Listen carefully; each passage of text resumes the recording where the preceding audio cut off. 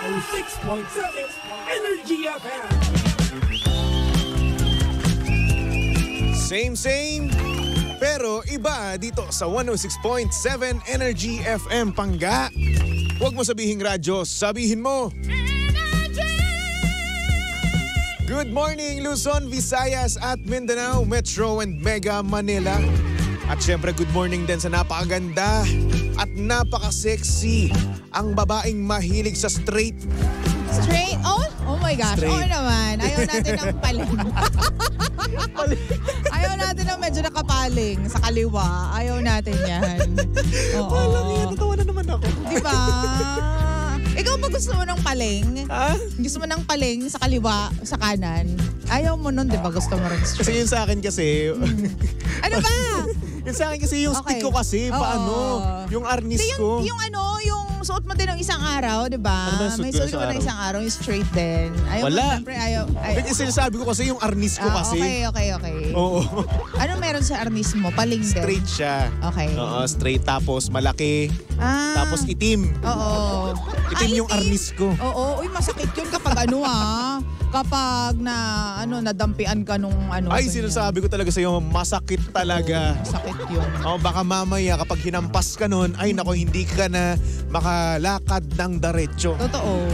Siyempre Diba? kapag pinadel sa'yo yun, di ba masakit naman talaga. Tsaka inaaral kasi talaga yun. Oo, kasi kung basta-basta mo yun hinampas, ay nako, hindi ka talaga makakalakad. Oo, kaya doon tayo sa straight. Ayaw natin sa paling. Oo, medyo nakapaling. Kaya Romel ba? Straight ba? Straight na straight. Straight na straight. Oo, minsan paling din. Tsareng, hindi. Straight yun, naka ba? Straight.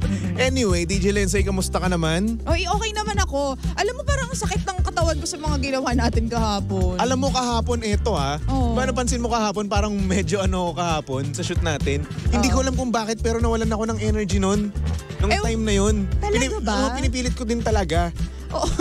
Alam Pero mo, wala si naman Tom, talaga eh. Kailangan na yung panoorin yung shoot namin kahapon. Walang iya. Grabe si Toby, parang statwa lang siya doon sa gilid. Tas tawa-tawa lang siya, ganyan. Palamuti lang ako dun eh. Oo. Para lang masabi na kumpleto kayo. Kaya nga. Ewan ko nga, ang Saling baba pusa. ng energy Pero dito ako. ayun nga kahapon nga kasi, ang nangyari kasi noon, nung nakapagpahinga ako, parang yung energy ko nawala. Oo. Kasi ang dami kasing ginawa nitong nung pagkatapos mag-board work. Oo. Dami, nag-ayos ako doon and whatsoever. Tapos, kaya naman. nagulat ako na pagkaupo ko, nung nakapagpahinga na ako, Nagtuloy-tuloy na. parang nawala na. Tapos Oo. nung umalis nga kami na Papa Jackson, di ba? Nag-o-killer kami.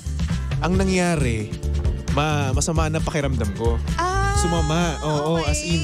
Nung umaalis kami, Oo. as in, mababa rin talaga ko. Tapos umiinit na yung tenga ko. Yun kasi yung nag-i-indicate sa akin eh. Oo. Pag yung tenga ko namumula, tapos umiinit na, ay nako, iba na to, trangkaso na to.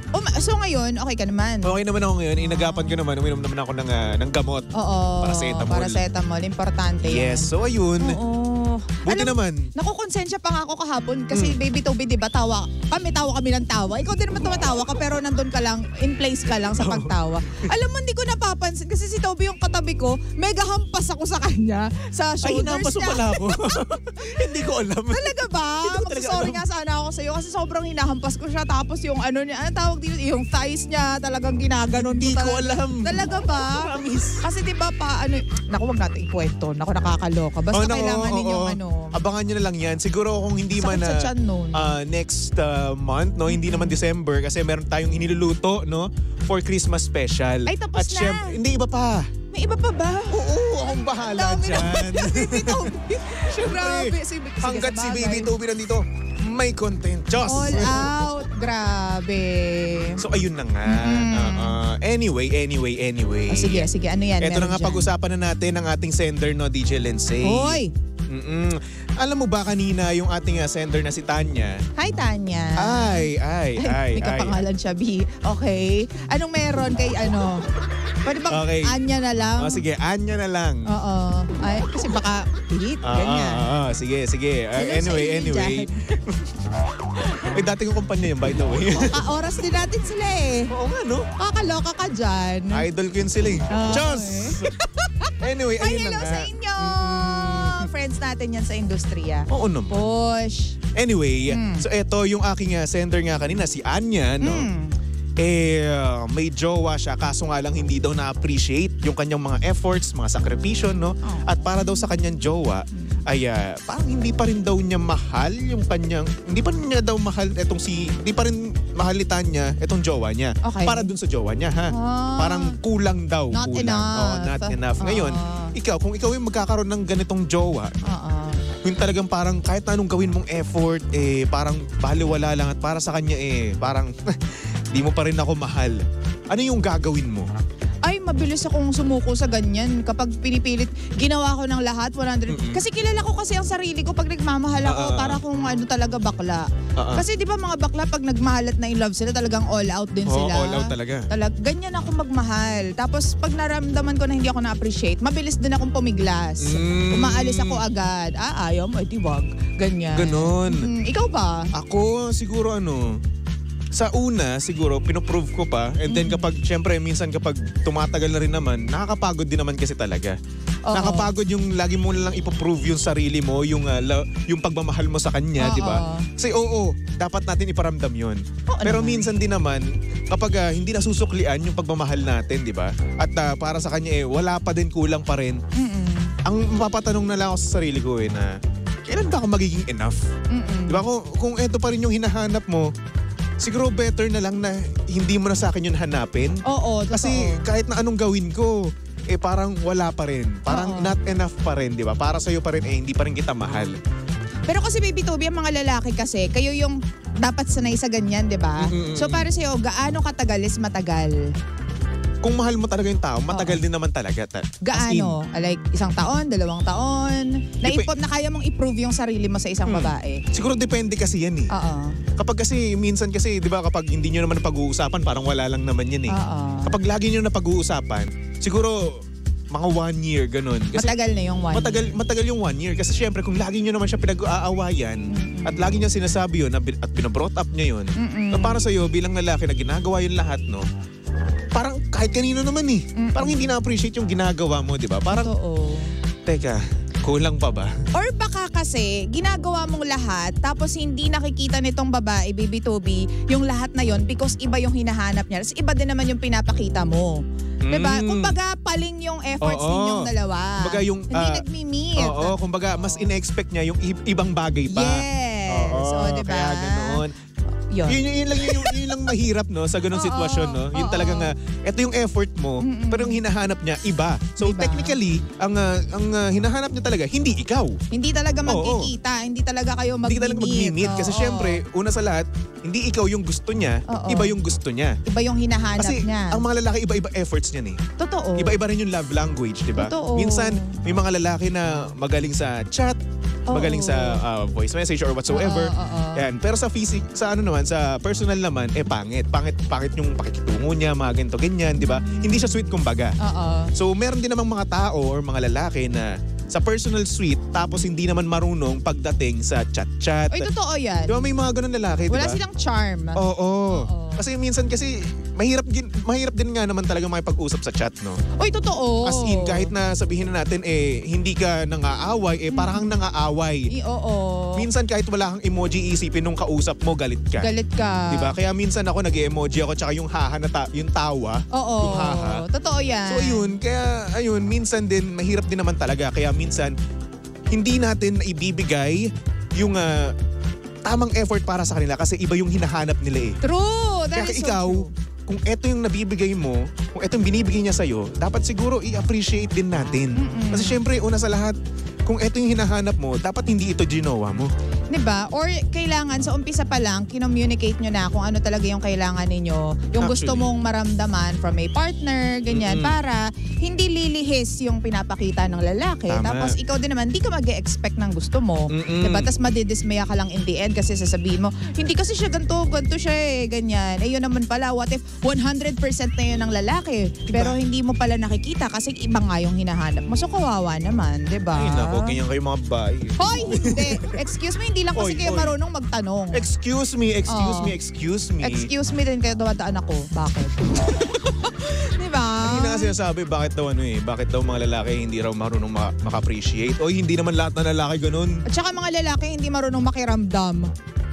Excuse me, Bakit? Bakit? Bakit? Bakit? O ano? Minsan, syempre mga babae, ito, number one example. Kapag sinabi ng babae na, hindi ako mahilig sa hindi ako mahilig sa bulaklak. Talaga bang hindi mo siya bibigyan ng bulaklak for the rest of your guys' life? Sabi mo eh.